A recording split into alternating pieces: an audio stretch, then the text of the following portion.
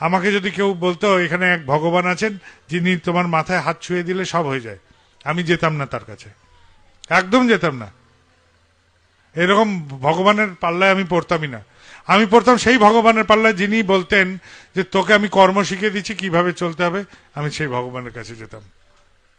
কেননা আমি যদি আজকে তোমার কাছে যাই, বললো যে এইটা হয়ে যাবে, হয়ে গেল, ওইটা হয়ে যাবে, হয়ে গেল, সেইটা হয়ে যাবে, হয়ে গেল, শেষে কি হবে, আমার চলার ক্ষমতাও হারিয়ে যাবে, আমার করার ক্ষমতাও হারিয়ে যাবে।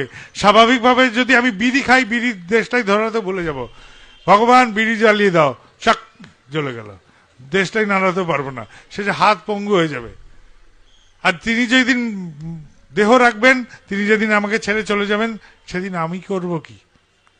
তাহলে সেই ভগবানের দরকার নেই। আমার সেই ভগবানের দরকার যে ভগবান আমাকে কর্ম শিখিয়ে দেবেন, যে ভগবান আমাকে হাঁটা শিখিয়ে দেবেন, যে ভগবান কাদায় পড়লে কি করে উঠতে হয় সেই কায়দা শিখিয়ে দেবেন। আমাদের জীবনে এরকম ভগবান দরকার। কোনো বুজরুকের আশ্রয়ে যাবেন না, কোনো হাওয়াতে কিচ্ছু হবে না। একদম সত্য কথা বলছি, করাই পাওয়ার জননী, একদম সত্য কথা। কথাগুলোর মর্মার্থ উপলব্ধি করেন, ভাবেন, যদি মনে হয় যুক্তিপূর্ণ গ্রহণ করবেন, আর যদি মনে হয় না এই কথাগুলো অতটা যুক্তিপূর্ণ নয়, অযৌক্তিক, বর্জন করবেন। কোনো ব্যাপার নেই যে এটাকে গ্রহণ করেই চলতে হবে। আমি যা বোধ করি তাই আপনাদের কাছে জানালাম।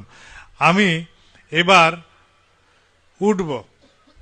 আর একটা কথা, এখানে সবাই হুড়োপুরি করবেন না। এখানে প্রণামীর বাক্স দেওয়া আছে, যদি কারুর প্রণামী দিতে ইচ্ছে করে প্রণামী দেবেন, ধীরে সুস্থে দেবেন, ঠিক আছে?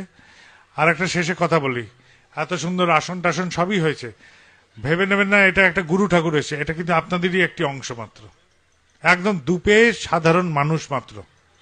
সিংহাসন বসান, ফোকাস লাইট দেন, প্যান্ডেল করেন, যাই করেন, শেষে আমি দুপে একটি নাংলা মানুষ। আমি এগুলোকে পালন করে জীবনে যা চলি সেটাই আপনাদের কাছে উপস্থাপনা করলাম।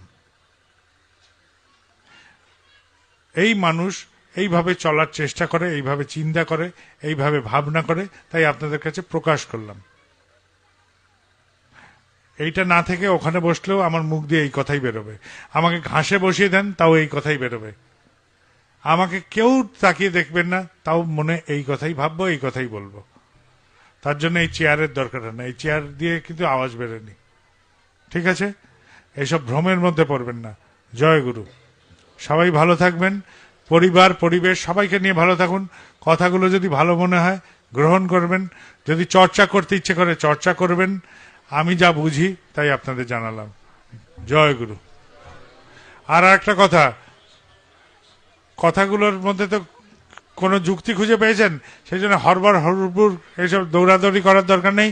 আমি এখন দীক্ষা দিতে যাব, তো অযথা হইচইয়ে দীক্ষার কার্যক্রমে যারা বসছেন দীক্ষা নিতে, নাম নিতে, তাদেরও অসুবিধা হবে। সেই জন্য আপনারা একটু শান্ত হয়ে ধীরে সুস্থে বেরোবেন যদি বেরোতে হয়, আর বসতে ইচ্ছে করলে বসবেন। জয় গুরু।